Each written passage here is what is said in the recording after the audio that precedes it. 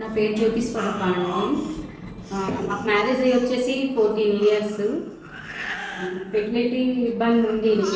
Marriage అయిన కాడి నుంచి నేను దగ్గర దగ్గర 14 ఇయర్స్లో 14 హాస్పిటల్స్ తిరిగాను.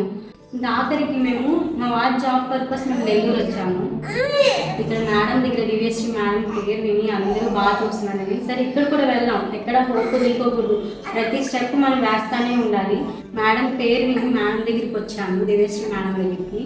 మేడం అయితే ఒకటే అన్నారు, జ్యోతి నేను నా వైపు నుంచి నేను 100% ఇస్తాను, ఆ పైన ఇంకా దేవుడి దయ, మనమైతే ట్రై చేద్దాం, నీ కేసు అయితే నేను తీసుకుంటాను, మనం ట్రై చేద్దాం అన్నారు. చక్కగా మేడం అయితే ఇంకా ఐఎఫ్కి వెళ్ళాము, ఈ ట్రీట్మెంట్ 14 ఇయర్స్ అయింది కదా అని అన్నారు. సరే మేడం అని మేము వెళ్ళాము. ఫస్ట్ దాంట్లోనే మేడం మాకు ట్విన్స్ బేబీస్ని ఇచ్చేస్తారు. థర్డ్ డేస్ దేవుడి దయ వల్ల కూడా.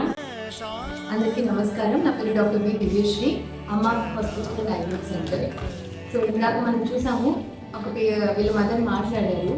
సో దీన్ని బట్టి మీకు ఏమర్థం అవుతుంది అంటే ఇన్ని సంవత్సరాలు ఎలా అయింది, లేకపోతే ఎన్ని రకాల ట్రీట్మెంట్ తీసుకున్నాం అనేది ఇంపార్టెంట్ కాదు. నమ్మకం అనేది కోల్పోకండి. అందరికీ ఫైనల్గా ఒక హ్యాపీ రిజల్ట్ అనేది తప్పకుండా ఉంటుంది.